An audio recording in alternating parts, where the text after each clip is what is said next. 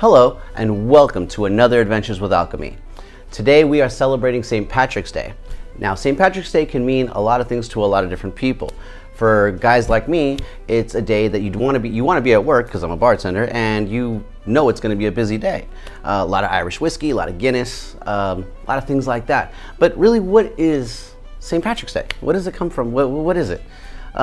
Well, after just a little tiny bit of digging, St. Patrick's Day is basically the celebration of Christianity arriving to Ireland. It was the death of St. Patrick, and it was the Christian feast day, so to speak, to celebrate, of course, Christianity in Ireland. So it is a celebration of Irish heritage, and it is a celebration of religious heritage as well. I myself am a quarter Irish, and I believe that's the part of me that really likes Irish whiskey. So that being said, we're gonna make an Irish whiskey cocktail. Now, it's not just Irish, it does have a little Scotch, forgive me, but it's a take on a drink that I learned about a year ago. It's called an Irish sour. It is absolutely delicious. It is a beautifully balanced cocktail, and it's just something different to drink on St. Patrick's Day. I see a lot of green beer, I see a lot of Jameson, I see a lot of Guinness, I see a lot of things like that. Do something else. There's so many things out there. So let's get creative, let's have some fun, and let's make this Irish sour. So, mise en place, mise en place, mise en place. Let's begin with our ingredients. For this, you will need half an ounce of fresh lemon juice, 1 whole egg white, half an ounce of orgeat. Alcoholic orgeat is fine too. A 1/4 ounce of allspice dram, 1 ounce of Irish whiskey, and 1 ounce of Scotch. That's it. Real easy. We're going to serve it into a nice chilled coupe, and it's going to be served straight up. Okay? You can garnish with whatever you like. I'm going to use a dehydrated lemon wheel. And that's all there is to need to know. Let's get to making this thing. Let's begin with the non-alcoholic ingredients. That way, if you make a mistake, you're not wasting any alcohol. If you forget an ingredient or you get distracted or something happens, which happens a lot in the bartending world, you're not wasting any money, not real big money, and yeah, you know, waste is bad. Waste is bad. So let's do a half an ounce of lemon juice, always fresh, guys, freshly squeezed. Let's do our egg white, half ounce of orgeat,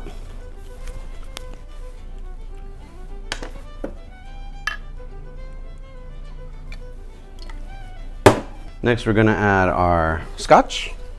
This is Glenlivet 12. Nice Scotch. Nothing too excessively fancy, but nothing too excessively too bottom shelf either. This is Redbreast Irish whiskey. I love this Irish whiskey. 15 is also fantastic, but very pricey, and I would not drink that in a mixed cocktail. I would drink that straight. This is really, really good. You can drink this straight. You can make lots of cocktails with it. It's fantastic. Anyway, get yourself a bottle of Redbreast. Next, a 1/4 ounce of allspice dram.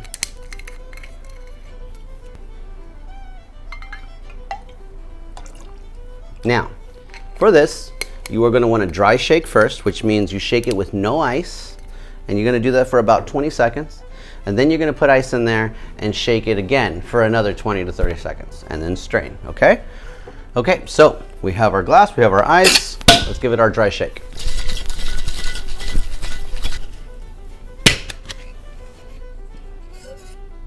Next, add your ice. You want to add, depending on what kind of ice you're using, but you want to add about 30 milliliters of ice, which is that much, not much.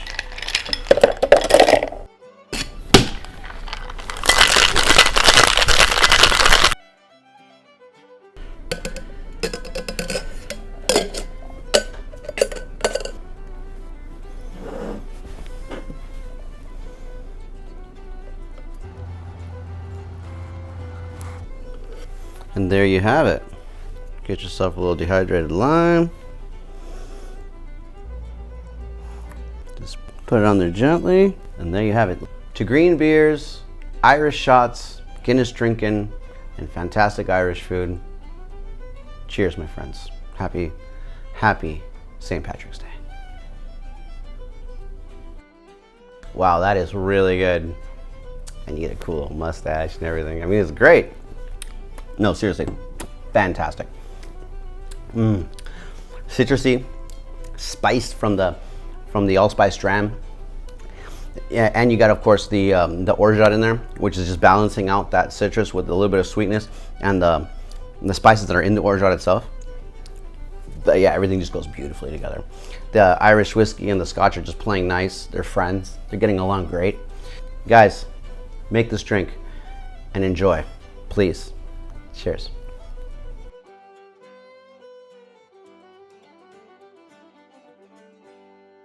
Okay, so after a good night of Irish drinking, you know, some good Guinness and maybe an Irish sour or two, you know, what do we eat? You know, it's St. Patrick's Day.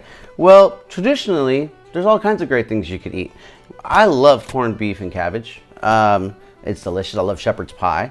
But before that, or even after that, I have a sweet tooth.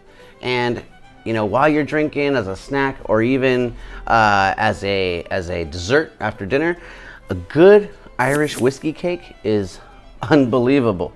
It's delicious and it's boozy. It's got plenty of Irish whiskey, and it will do the job. You could literally eat one of these, and it'd be sleepy time if you eat enough of it. Man, no joke. It's great. A little buzz, you know, a little dessert. Anyway, I want to teach you guys how to make this, as it is not that hard. Just a few ingredients. Well, I want a little more than a few ingredients, but as you can see, it's not that much. And it doesn't require too much work. All you're going to need is a hand mixer, a spatula, maybe a mixing spoon for a teaspoon, a bowl, and I think it's called a cake loaf pan. Still getting my pastry lingo going on here. My super editor, put the real name of this on the screen at some point. Thank you. Mise en place. Irish whiskey. I mean, it's not an Irish whiskey cake without Irish whiskey, okay? You don't need to go out and get super expensive Irish whiskey. Jameson's delicious. Get some JMO, sorry, or some Bushmills. Either way is fine. You're gonna need 4 large eggs. Oh, sorry, back to the whiskey. The whiskey, you're going to need 1 cup of whiskey, maybe just a smidgen more. The smidgen's just gonna be for brushing, but the cup, you're gonna split in half. Half a cup is going to go into the batter, half a cup is gonna go into the sauce, or the glaze. Okay, so Irish whiskey. 4 large eggs, just whip them up. You need some water, 1 teaspoon to be exact, so you don't need that whole bottle. A cup of chopped walnuts. Now, just like the whiskey, you're going to use half and half. Half in the batter, half in the sauce. So remember that. Half a cup of whiskey, half a cup of walnuts. Half a cup of whiskey, half a cup of walnuts. The W's go together. Now, you have half a cup of milk, whole milk, half a cup of vegetable oil. We have half a block of butter. That is actually a full cup of butter, okay? So if you're wondering, half a block of those guys right there, that is a half a cup of butter, okay? We're gonna have a cup of brown sugar, some spray fake butter, and of course, we're going to do 2 packages of instant vanilla pudding and 1 package of yellow cake mix. Now, you could go out and make your own yellow cake mix, that's fine. I was just being lazy and I figured this is the easiest way to do it. Same thing with the pudding. I guess you can go out and make your own pudding, but the actual recipe I read actually calls for this to remain in powder form. So, you know. Before we get started, we're going to spray our pan down, okay? And turn your oven on to 320. If it's low voltage, turn it up to 350. But if it's just regular, then yeah, 320. Let's get you into first person so you can see how this goes.